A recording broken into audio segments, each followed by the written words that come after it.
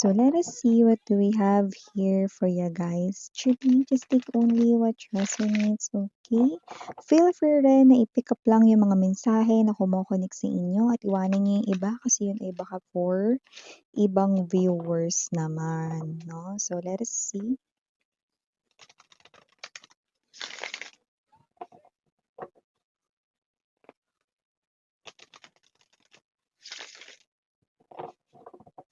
Okay, got it.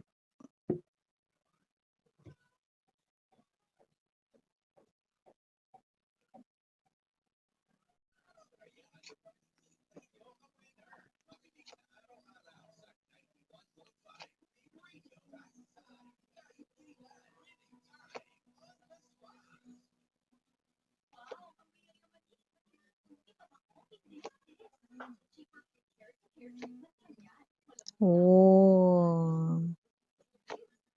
Seven of Cups right next dito sa ating Eight of Wands at Four of Swords, no? Center ng reading yung Seven of Cups. Okay. King of Cups. Lumalabas ang person na to bilang King of Cups. Bottom of the deck, we have the Six of Cups, Five of Cups, and the Knight of Wands. From the Page of Wands, naging Knight of Wands. So, kasi naman tong energy na ito na lumalabas dito mga babes, no? Parang hinihintay mo na lang na i-message ka niya or mag-message siya sa'yo dahil ine-expect mo na ito.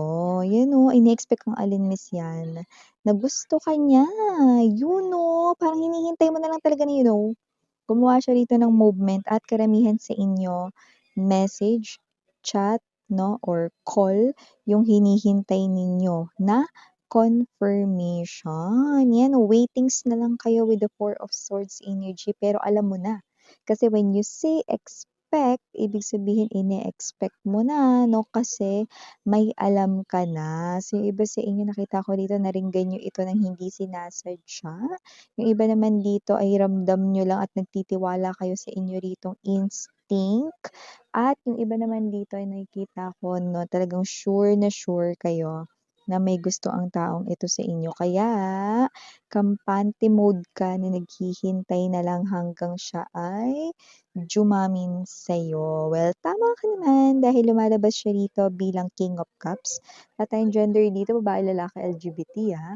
Pero kung sino man siya, tama ka dito na may feelings and emotions siya for you guys. Medyo natagalan lang kasi medyo shy type or mahiyain siya. Or siya yung klase ng energy, no, na parang kabado, no? Hindi lang sa pagko-confess pati sa ibang bagay, no? Kabado siya sa mga parang mga gagawin niya or whatsoever, no? So, nakikita ko na gano'n siya. Okay? Lalo na kapagka ito ay first time na ginawa. Yes, yung iba sa kanila rito, no, ay no boyfriend since birth, no girlfriend since birth. May lumabas na gano'ng clue. Pero yung iba naman po, no, maaaring ngayon lang kasi yung time na nakaramdam siya ng ganitong klase ng feeling or emotions, no? Puwedeng may mga naka-connect na dati na iba, pero iba talaga yung love, eh, okey? Iba talaga yung pakiramdam ng in love, iba talaga yung pakiramdam ng love na talaga yung nararamdaman. Kasi dito nakita ko, no, from the Knight of Cups din to the King of Cups, Page of Wands to the Knight of Wands, ibig sabihin nag-e-elevate, no, nag-a-ascend, no, or, umaangat, no, ang kanya ritong love for you. Kaya kung sino man 'tong person na 'to na maaaring sometimes nagiging obvious yung kanyang feelings for you, bagay na hindi niya naiiwasan kaya ito ay iyong hindi talaga ma-ignore. Lumalabas na lang ng kusa, no? Dahil ito nga yung kanyang true feelings for you.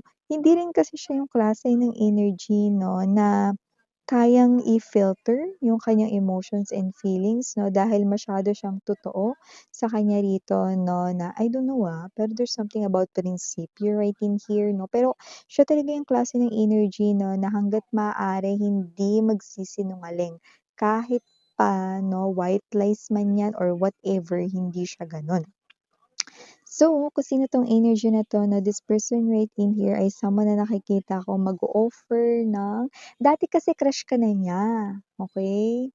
Ngayon tingnan mo, no, level na dito sa kanyang chest, yung chalice, Kasi nga dati crush ka lang niya, ngayon love ka na niya. Ay, dati crush ka lang, ngayon love ka na niya. Sabi ko sa'yo nag-ascend, eh, nag-elevate yung kanyang feelings for you. So, nakita ko dito that with the Seven of Cups energy, alam mo na yun, hinihintay mo na lang niya i-chat niya yun sa'yo, i-message niya yun sa'yo, sabihin niya sa call 'no, or whatever, basta sabihin niya gamit yung boses. Okey ka na dun. Ay, ang haba ng hair 'no? Pero yeah, tama ka talaga 'no, your instinct ay true, what you've heard ay true, especially yung ibang swerte ninyo kasi narinig niyo mismo sa bibig niya nanggaling, pero iba yung taong kausap niya baka shine-share niya sa kanyang friends, sa coworker niya 'no, or kung magkakatrabaho kayo rito narinig mo na di sinasadya 'no, nalaman mo na gusto ka niya, mga gano'n, okey? Pero yung iba naman dito 'no, ay kahit walang gano'n 'no, na narinig ng eksakto, posibleng ramdam mo, okey? Iba kasi yun, eh, kapagka ramdam mo yung energy ng isang person, alam mo na totoo yan, okey? So yun, bago natin pag-usapan 'no, etong napakagandang reading ninyo for today, batiin muna natin ang lahat. Hi and hello there everyone, my name is Yan, welcome new subscribers, returning Eastern buyers, thank you so much. At yun nga po yatos, maraming salamat, matulog naman kayo. Sa mga hindi pa nakakaalam, meron pa po tayong main channel ng The High Priestess. Link niyan down below sa ating description box. Kaya kung interesado, click lang po yung link dyan para mapunta kayo doon. Araw-araw nag-upload tayo ng collective readings for all signs. At syempre kung hanap ninyo ay reading per zodiac sign, doon nyo rin po yun matatagpuan. At syempre pakatandaan din, wala tayong gender ba, lalaki, LGBT. Welcome lahat. No? At pwede rin po rito na timeless kasi ibig sabihin pwedeng nangyari na, tapos na. Sa iba nangyayari na po ngayon, sa iba mangyayari pa lang, kaya naman just take only what resonates. But here, I do pick up that whoever this energy is malinaw na ang kanyang sekreto ay already known na sa'yo 'no. Parang sa lahat ng tao na gusto niyang ilihim yung kanyang feelings 'no, sa'yo dapat niya pinakaililihim yun pero ikaw 'tong ramdam na 'no, or ikaw ito na alam mo na ito ay kanya rito 'no, na malupit na sekreto pero yung tao na mismong involved dito, ikaw yun, alam na alam mo na. Yan oh, yun nga yung may gusto siya sa'yo, inaabangan mo na lang, hinihintay mo na lang, bakit mo yun ginagawa? Simple lang, dahil gusto mo din siya. Kasi kung hindi mo siya gusto, hindi mo hihintayin itong confession na ito. Kasi kung hindi mo siya like or hindi mo siya mahal or wala kang feelings sa kanya, hindi ka interesadong marinig yan. So nakita ko rito, abangers ka na lang sa message or sa tawag ng taong ito na sabihin sa'yo rito, no, alam mo yan, hindi naman ako choosy. Yan, nakita ko naman dito. Hindi ka choosy kung paanong pamamaraan niya yan gustong sabihin na confession niya yan sa'yo. Mas maganda sa personal miss yan, pero kung sa tawag niya lang kayang sabihin kasi kilala ko yan, eh. Mahiyain yan miss yan, eh. Medyo mahina yung loob niyan sa mga ganitong pagtapat-tapat-tapat ng feelings, eh. Kaya nga 'no, kaya nakita ko rito okey na rin miss yan kahit na mag-confess siya sa chat, keri na basta sa kanya galing, legit yun na talagang yun ang kanyang account sa social media, yan. Kasi dito malinaw na malinaw with the Seven of Cups, kilala mo 'tong tao na 'to. Eh, siyempre paano hindi makikilala yan, yun yung taong gusto mo kaya alam mo yung galawan niya, alam mo yung kanya ritong tindig, alam mo yung kanya rito 'no na ugali, behavior, karakter, personality, lahat-lahat na. Kaya, ikaw ito 'no, na may mga times na 'yan, konting pag-a-adjust kahit sa confession, keri lang, 'di ba? Ang importante totoo yung, nararamdaman mong may gusto siya sa'yo or may feeling siya sa'yo 'no, at nakikita ko that this person is very honest sa kanyang pinapakitang energies dito, okey? And aside from that, the Six of Cups energy, nakikita ko rin 'no, na itong person na 'to nakikita ka niya bilang soulmate niya. Actually 'no, nagseselos siya rito everytime na meron ditong parang nakaka-close ka, lalo na 'no, kung ito ay parang yung closeness 'no, na maaaring nagiging touchy 'no, like, nahahawakan yung hands mo, nakikipag-shake hands, nakikipagkilala 'no, so nagseselos siya kahit mga gano'n lang.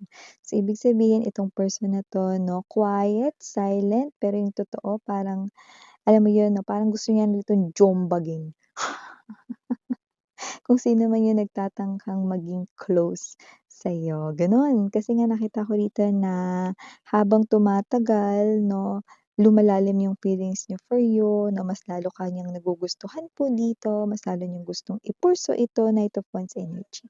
'Yan. Pero itong person na 'to dahil nagfo-focus siya rito sa'yo masyado, hindi niya alam na ikaw ay may feelings. Like wala siyang kahit nakatiting na clue na may feelings ka for him or her. Bagay na labis-labis niyang ikakatuwa once na manggaling yan mismo sa bibig mo. Yes, 'no, kasi nakita ko dito once na umamin siya sa'yo, mag-message 'no, na ini-expect mo na yun 'no.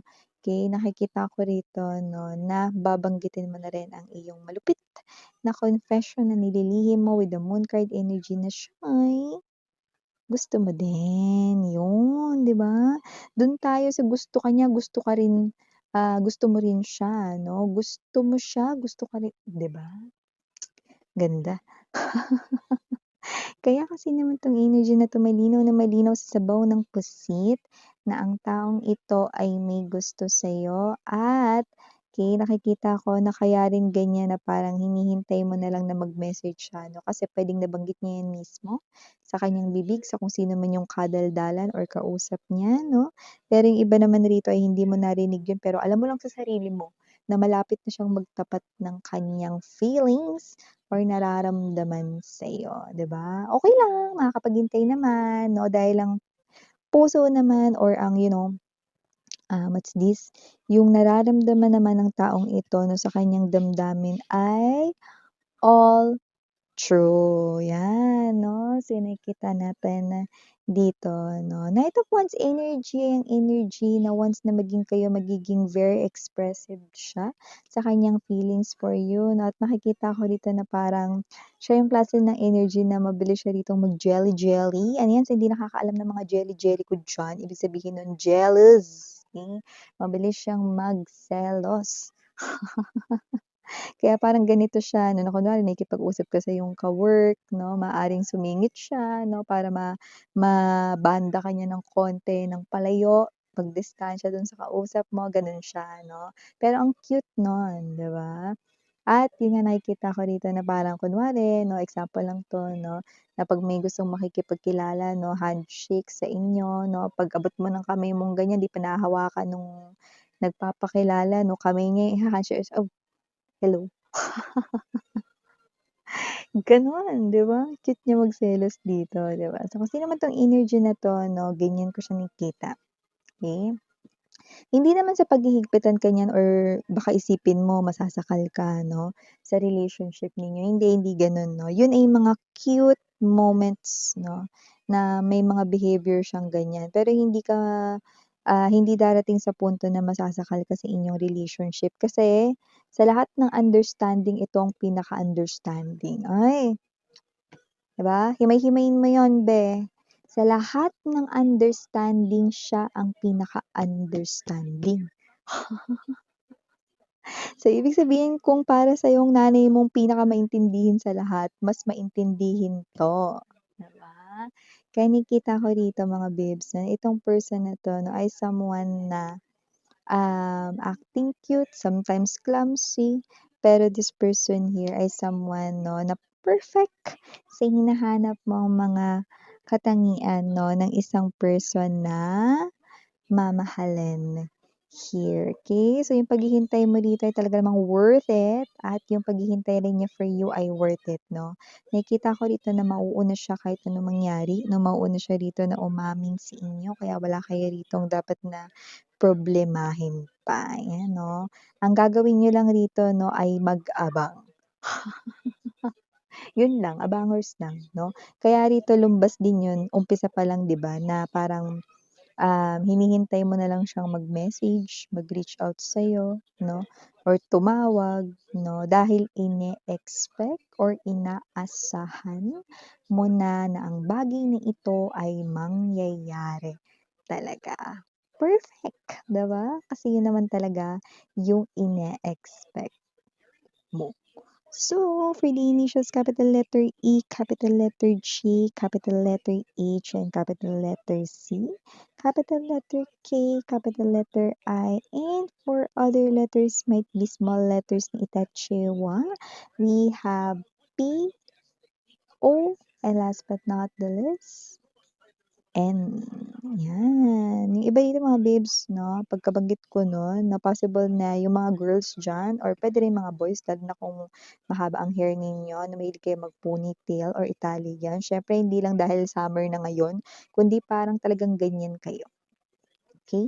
So, just take only what resonates. Okay? Maaring yun ay specific sign for someone watching. So, ito yung mga mensahe here for you guys. Again, sarang love and light.